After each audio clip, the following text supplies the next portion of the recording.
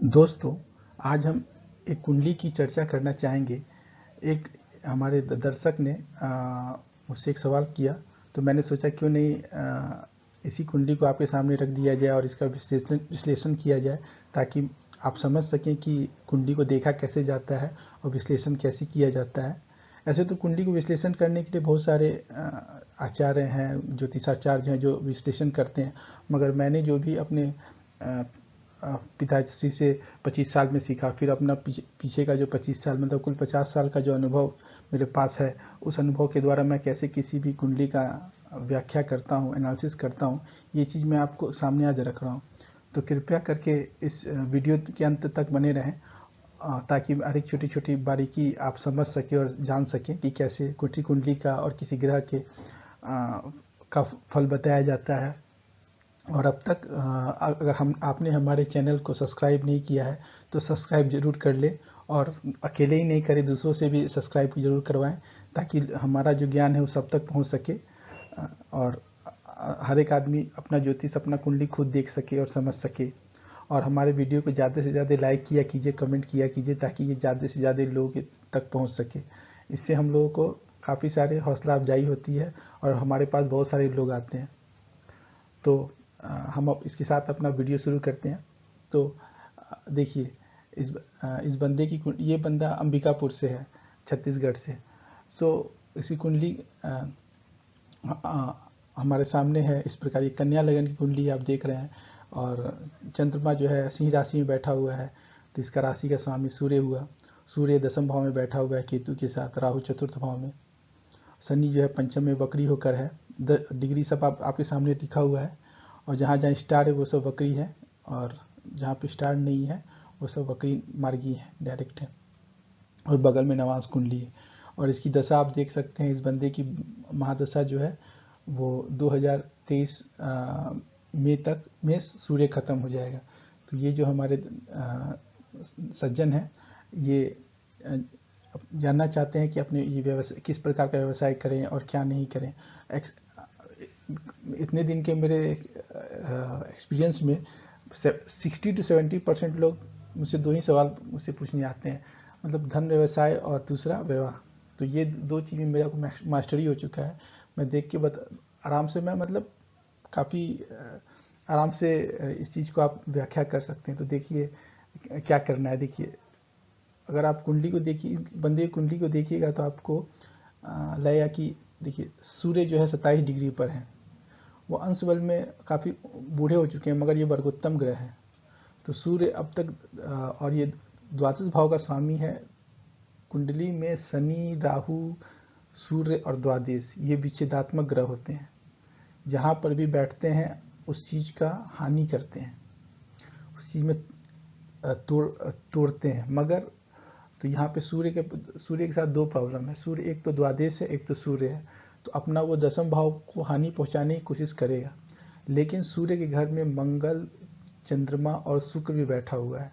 शुक्र उसमें से कारकेश है, चंद्रमा शुक्ल पक्ष का है, और मंगल जो है इस कुंडली में कारकेश नहीं है, पूरा कारक है। तो अब देखिए, सूर्य जो है अकेले अब काम नहीं कर रहा है। सूर्य द्वादश बनकर मंगल, चंद्रमा और शुक्र का भी प्रभाव दसम भाव पे डाल रहा है। इसलिए सूर्य यहाँ पे, सूर्य की महिमा बहुत अधिक हो चुकी है। तो पिछले 6 साल से, अब तो दशा खत्म होने वाली है सूर्य की, ये व्यक्ति जो ये अपना मेहनत तो कर रहे होंगे, कर्म कर्म में लगे हुए होंगे, लेकिन उनको इनको फल नहीं मिल रहा होगा, क्योंकि ये द्वादश है। द्वादश जो होता है वह हानि का होता है, व्यय का भाव होता है। तो दसम भाव में आप जो भी कर रहे होंगे तो इनको सफलता नहीं मिल रही होगी, मनचाही सफलता नहीं मिल रही होगी, क्योंकि सूर्य दसम भाव में है। तो वो एक तो दिग्बली होता है, वो कर्म तो आपसे कराएगा, और आप ऊंचा, और सूर्य में घमंड भी होता है कि वो राजा है, तो उसकी आकांक्षाएं बहुत ऊंची होंगी।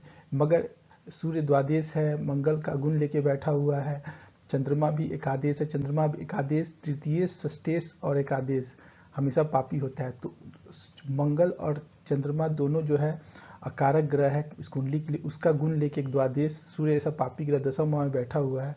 तो अब तक तो ये व्यक्ति के लिए बहुत ही मतलब शुभकारी नहीं है। इनमें इनको काफ़ी सारी परेशानियां या इसका अनुभव करना पड़ता होगा। हो सकता है पिता के साथ भी थोड़ा हल्का फुल्का मनमुटाव रहे, लेकिन अब तक जो भी परेशानियां इस व्यक्ति इन्होंने उठाई हैं वो या जो भी मानसिक परेशानी तो नहीं हुई होगी, दूसरी तरह की परेशानियां हुई होंगी, क्योंकि सूर्य के घर में जब चंद्र मंगल और शुक्र बैठा होगा तो मानसिक परेशानियां नहीं दिया होगा, अतिरिक्त परेशानियां रही होंगी, द्वादश से संबंधित खर्चा अधिक रहा हुआ होगा, विदेश ऐसे लोगों के साथ संबंध बनाने की कोशिश कर रहे होंगे और जिसको फायदा नहीं होता होगा, वो दूसरे लोग होंगे, मीन्स तो दूर के लोग होंगे। अब देखिए, अब ऊपर से सूर्य के साथ केतु बैठा हुआ है, तो सूर्य के साथ केतु बैठा हुआ है, उससे ज़्यादा इनको तकलीफ सूर्य को राहु देख रहा है। और चतुर्थ भाव से राहु जब सूर्य को देखेगा ना, तो सूर्य में को परेशान ही करेगा। और सूर्य चंद्रमा राहु से बहुत घबराते हैं, क्योंकि सूर्य हर एक ग्रह को नष्ट कर सकता है, हर एक ग्रह की ताकत को दबा देता है, मगर राहु ही एक ऐसा ग्रह है जिसके वो देख के वो परेशान हो जाता है, उसकी दृष्टि उसको बहुत हानि पहुंचाती है। तो राहु की दृष्टि सूर्य के लिए कभी लाभकारी नहीं होती है। तो आप ये मान के चलिए, पिछला जो इनका 5-6 साल रहा है, ये इनके लिए उतना मतलब जो चाहे उनको ऐसा नहीं रहा है, शायद ये संघर्ष इनको रहा ही होगा। मेहनत तो इन्होंने किया होगा, मगर संघर्ष भी इनको रहा होगा, क्योंकि सूर्य दशम भाव में बैठा ग्रह है, और दशम भाव में बैठा ग्रह कर्म कराता ही है। सूर्य एक तो दिग्बल है प्लस राशि ग्रह है, तो इनकी आकांक्षाएं भी वहाँ पे काफ़ी ऊंची रही होंगी, जिसके चलते इनको, और चूंकि ये कारकेश नहीं और अकारक ग्रहों का गुण लेके बैठा हुआ है, तो फल उनको मन मुताबिक नहीं मिला होगा, और इस बात से इनके मन में हल्का सा खटास रहता होगा। अब देखिए, मई 2023 के बाद इनका चंद्रमा की महादशा आएगी 10 साल की, 2033 तक चलेगी। चंद्रमा एक तो एकादेश है और द्वादश भाव में बैठा हुआ है। अब इसको समझने का प्रयास कीजिए। चंद्रमा एकादेश है और द्वादश भाव में बैठा हुआ है। एकादेश होने से ये आपको आमदनी तो कराएगा ही पक्का, और चंद्रमा के घर में बुध और बृहस्पति बैठे हुए हैं, ये तो पक्का है कि आने वाला मई 2023 के बाद से आपकी आमदनी बढ़ने वाली है, और जोर से बढ़ने वाली है। अब तक जो मिली थी उससे ज़्यादा होने वाली है। और चंद्रमा मंगल के साथ बैठा और शुक्र के साथ बैठा हुआ है, तो वो एक राजयोग है, चंद्र मंगल राजयोग हम इसको कहते हैं। कहीं अगर ये शुभ जगह पे बैठा रहता है तो कुंडली में धन अवश्य देता है, अशुभ जगह भी बैठा रहे तो कुछ न कुछ तो धन देता ही है। और एकादेश है, और एकादेश के घर में लग्नेश खुद बैठा हुआ है 22 डिग्री से, और बृहस्पति 23 डिग्री पे। बृहस्पति नवांश में नीच का है, लेकिन कुंडली में बृहस्पति का कोई कारक ग्रह नहीं है, फिर भी चूंकि कुंडली में उच्च का है और घर लग्नेश बुध बैठा हुआ है, और नवांश में भी बुध जो है शनि मित्र के घर में बैठा हुआ है। तो आप ये समझ जाइए, आने वाली जो दशा है चंद्रमा की मई से, वो आपके लिए धन के लिए बहुत ही लाभकारी होने वाली है। और अगर आपको कहीं ना कहीं से हमेशा आमदनी आते रहेगा, लेकिन ये भी बात सच है कि वो खर्चा भी होगा। तो आपने इसी चीज को हम मुझसे जानना चाहा था, तो मैं आपको यही बात बता रहा हूँ कि सूर्य को जो क्या सूर्य और केतु जो साथ में बैठा हुआ है, वो ग्रहण योग तो परेशानी का योग तो आपको लग रहा होगा, लेकिन उससे ज़्यादा दुर्भाग्यपूर्ण राहु का सूर्य पे दृष्टि है, और सूर्य के घर में मंगल का बैठा होना है। मंगल एक आकारक ग्रह है, एक तो वो बैठा हुआ है, प्लस सूर्य द्वादश है, वो द्वादश होकर सूर्य बैठा है दशम भाव में राहु की दृष्टि से, इसलिए सूर्य वहाँ पे परेशान है। तो आप इस चीज को स्पष्ट कर दिया कि तो अब अगर आप जीवन में कुछ मीन्स करना चाहते हैं तो आप बुध की अंगूठी पहन सकते हैं, और निसंदेह बुध की अंगूठी आपको जरूर पहननी चाहिए, और अच्छी क्वालिटी की बुध की अंगूठी पहननी चाहिए, और जिससे कि आपका आत्मबल तो जरूर ही हमेशा ऊंचा रहेगा और अच्छा रहेगा, क्योंकि बुध बृहस्पति के साथ बैठा हुआ है और मित्र ग्रह शनि से दृष्ट है, जो पंचम भाव में स्वराशि और वक्री होकर बैठा हुआ है। तो और अभी तो फिलहाल शनि आने में पता नहीं बहुत लंबा समय है, लेकिन जब भी शनि की अंतरदशा आएगी आपके जीवन में तो वो आपके लिए शुभकारी होगी।